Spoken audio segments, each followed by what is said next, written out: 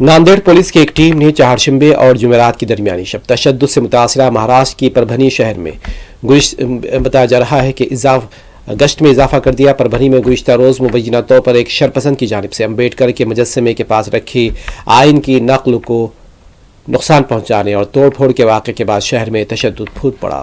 Special inspector general Nanded نے کہا ہے کہ صورتحال پرامن ہے۔ انہوں نے مزید کہا کہ جو لوگ دوپہر میں یہاں جمع ہوئے تھے انہیں ڈسٹرکٹ مجسٹریٹ کو ایک میمورنڈم دینا تھا۔